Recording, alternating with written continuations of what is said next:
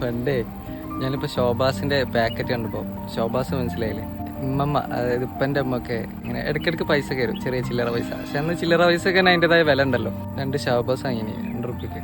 അങ്ങനെ ഞാൻ വാങ്ങി അതായത് സ്കൂളിൻ്റെ പുറത്താണ് കേട്ടോ വീഡിയോ വരുന്നത്. അപ്പോൾ ഉള്ളിൽ നിന്ന് പോയിട്ട് പുറത്തുനിന്ന് വാങ്ങിയിട്ട് അങ്ങോട്ടേക്ക് തന്നെ പോകണം. ആ സൈഡാണ് എൻ്റെ വീട്ടിലേക്കുള്ള റോഡ്. പുറത്തുനിന്ന് ഇങ്ങോട്ട് ഇറങ്ങിയപ്പോൾ സ്കൂൾ വിട്ടാൽ തിരക്കാണല്ലോ. ഞാൻ ചെറുതാ ഇങ്ങനെ അടിച്ച് വിടല്ലോ മക്കളൊന്നായിട്ട്. അപ്പോൾ അങ്ങനെ കയ്യിലും ഇതുണ്ട് ശാബാസിട്ട്. അപ്പോൾ കൈ പൊക്കി ഇങ്ങനെ വലിയ കുട്ടികളൊക്കെ ഉണ്ട്, കാരണം 7ാം ക്ലാസ് 8ാം ക്ലാസ് വരെ ഉണ്ടാവല്ലോ.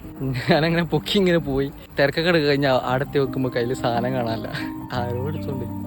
അതേപോലെ തന്നെ വേറെ സംഗതി ഉണ്ടായിരുന്നു, ഒരു പമ്പരുണ്ടല്ലോ അങ്ങനെ തിരിച്ചങ്ങനെ പറന്നു പോണ സാധനം. അത് ഇറങ്ങിയ ടൈമാന്ന് തോന്നുന്നുണ്ട്.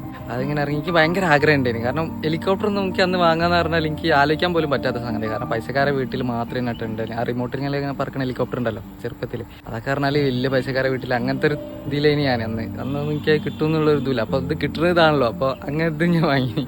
അങ്ങനെ ഞാൻ ആടെ ഒന്നും പറപ്പിക്കാതെ കുറച്ച് നടന്ന് പോകണം പോരേക്ക്. അപ്പോൾ പോണ ബൈക്കിൽ നിന്ന് സ്ഥലത്ത് നിന്നാട് പറപ്പിച്ച് ഇങ്ങനെ തിരിച്ചപ്പോൾ പറന്നാട് പോയി ഒരു മരത്തുമ്മലാട് കുടുങ്ങി. ഒറ്റ പ്ലയിൽ നേരെ പോയ ഒരു മരത്തുമ്മലാട് കുടുങ്ങി. പിന്നെ കിട്ടിയില്ല. അതെന്താ സംഭവിച്ചാൽ അതിൻ്റെ സൈഡിലൊരു വീടുണ്ടായിരുന്നു. അപ്പോൾ അതിൻ്റെ മുകളിൽ മറ്റേ പാത്തിയിൽ പോയി കുടുങ്ങിയതാണ് സംഭവം. എന്നാൽ അവർക്ക് ആടൊക്കെ കയറി മതിൽ കയറി എടുക്കുക പറഞ്ഞാൽ റിസ്ക് തന്നെയായിരുന്നു. പക്ഷേ എന്നിട്ട് ഓരോ ദിവസം ഇങ്ങനെ നോക്കി ഇങ്ങനെ സങ്കടപ്പെടും. പിന്നെ വേറെ വാങ്ങിയിട്ടും വല്ലാത്തൊരവസ്ഥയായി.